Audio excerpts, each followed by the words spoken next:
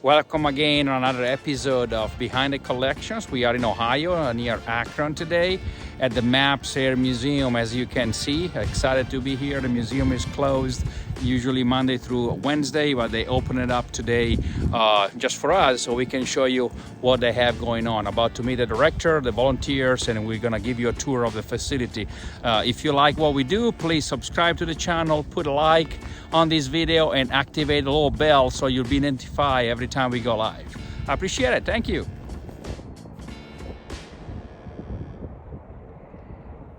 Hi, welcome to Maps Air Museum. My name is Kim Kovesky. I'm the executive director here. I've been the executive director for 12 years. We're located at the Akron-Canton Airport in Canton, Ohio, and we'd like to invite you whenever you get up this way. We have over 60 aircraft and about 140 displays. We have about 800 members and about 150 volunteers. We documented about 58,000 volunteer hours. When I first started, we had about 6,200 visitors for the year, and we worked it up right before COVID up to 41,000. We're totally self-funded. We have a lot of people who support us, the Temkin Foundation, the Akron Community Foundation, the Stark Community Foundation. They all support us in educational support. We bring high school kids here. We brought about 23 high schools from 4 different counties, and they represented about 2,300 kids. And we tie it into the Ohio State Standards for U.S. History. So the teachers love to bring them here. Some of the local stories are extremely impressive. We have one for the F-4 Phantom that we had a local guy that went missing in 1970. And we found out that there was a lot of coincidences with this. He was a classmate of our executive director. They grew up 3 miles from me, the family did. But what was so unique about this is we did the research on the airplane, the F-4 Phantom, and that particular Phantom was located in his squadron on the ship when he went missing. The day he had 18 hours in that plane. He flew it 3 days before he went missing, and the day he went missing, it was up in the air. That was Kim Kovesky, the executive director of the Maps Air Museum here in Akron, Ohio. Thank you very much for welcoming me and you guys as well. Now we are going to talk to Rich Ashley, one of the curators and tour guides. A great guy. I think you'll really enjoy talking to Rich. So without further ado, just follow me. Let's go. Hi. My name is Rich Ashley. I've been a member here at Maps Air Museum in North Canton, Ohio for about 12 or 13 years. My initial interest in it is because my dad was an armorer gunner on B-17s.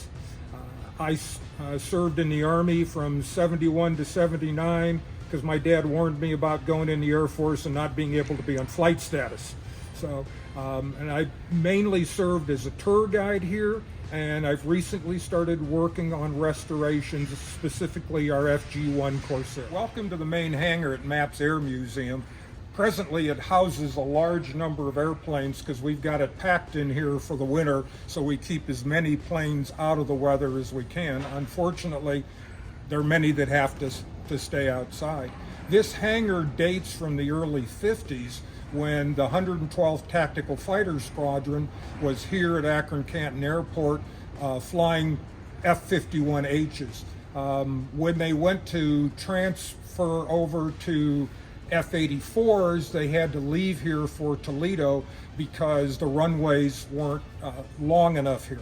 And we do maintain a connection with the 112th as part of the overall history. You'll see in the planes here, some very rough and in process of restoration. We've got another one being repainted. It's just the planes that are too large to fit in our restoration building across the ways we have to work on over here. This is our B-26 Marauder. It's one of 2 World War II era medium bombers we have. We also have a Douglas A-26. This plane, in addition to the interesting history of the B-26 and its initial problem with its high landing speeds, this particular plane was one of the first 99 built and was on its way to Alaska in January of '42 to help defend Alaska against possible Japanese attacks. 2 other planes were with it when they ran into bad weather, ran short of fuel, and had to crash land in a marshy area.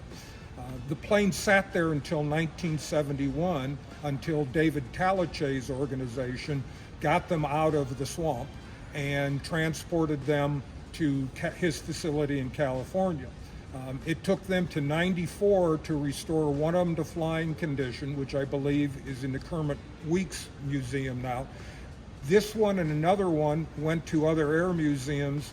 We received this one in '94, and we finished restoring it in 2019.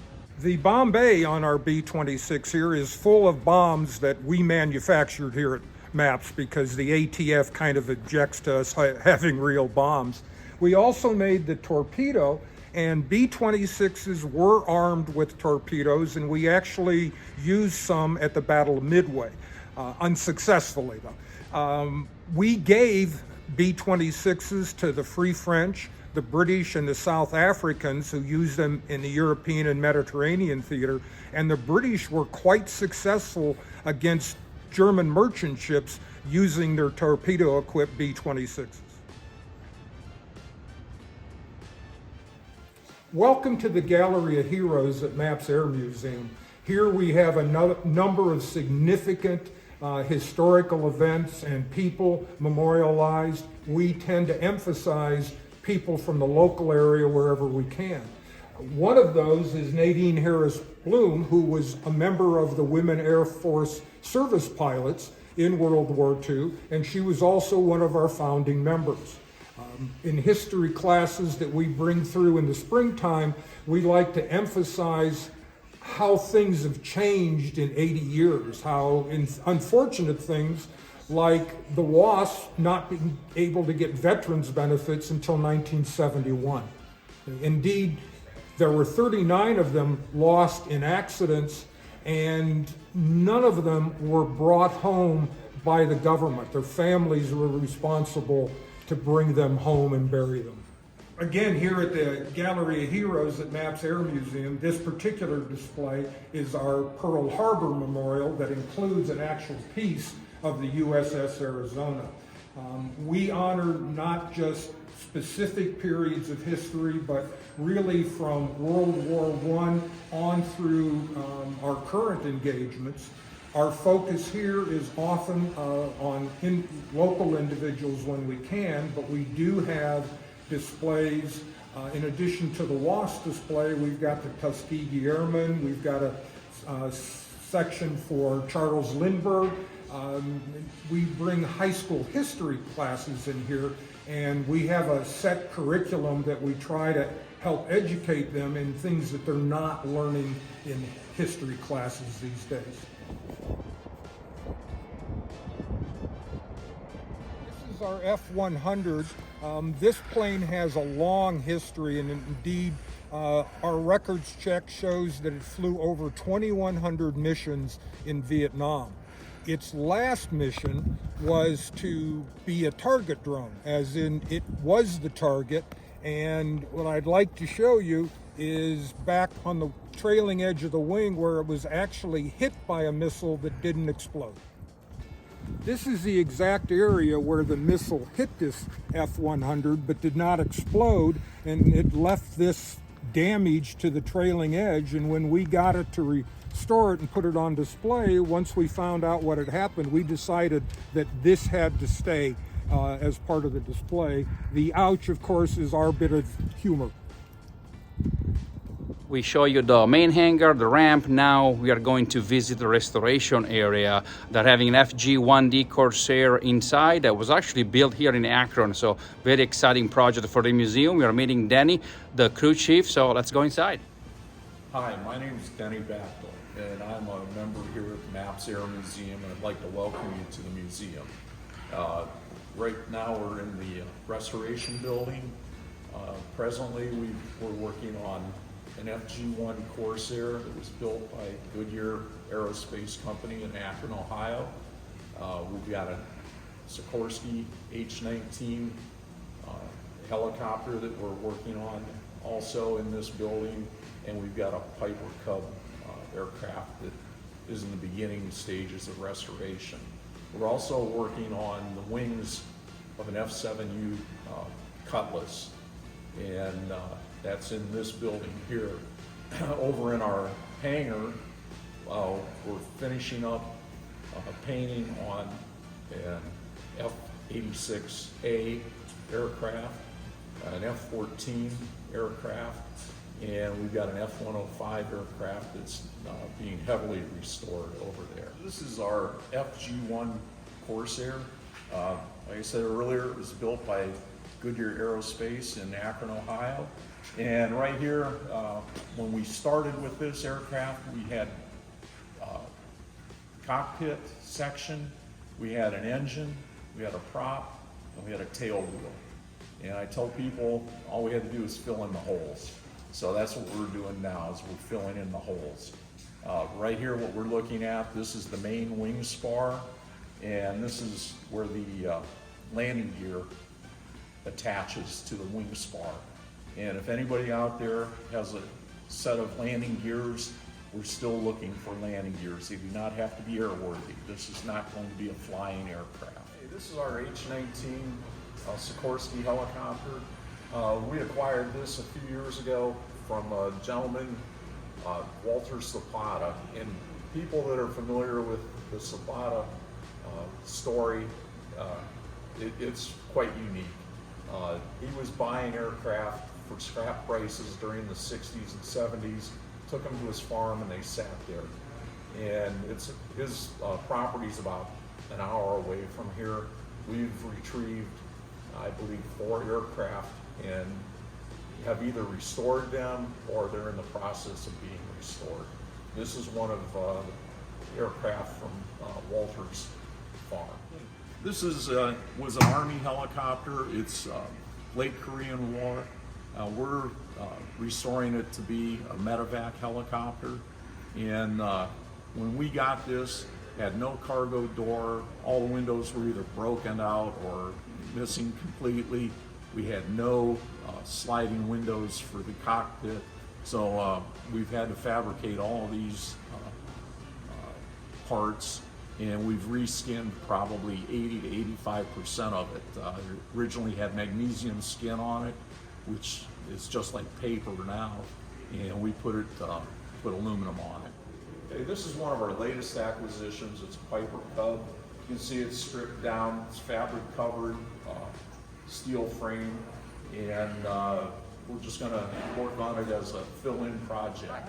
My name is Ken Ramsey. Currently, I'm the crew chief on this F-7U Cutlass, which is an old Navy plane from the late 50s, called the Gutless Cutlass because it was grossly underpowered and all. And Jerry is working with me on this, and we have Dan's here somewhere and all that. Right now, we are replacing this panel, which is completely corroded. It came apart. Interesting in this airplane is that it had 2 layers of aluminum with a layer of wood in between. That was the skin. And so you could have a very big panel. Normally you have them smaller, but we are making this panel that looks like this. We had to put ribs in it to make it stable. And it goes like that. Because we have the shim under it, it matches the existing panel very nicely.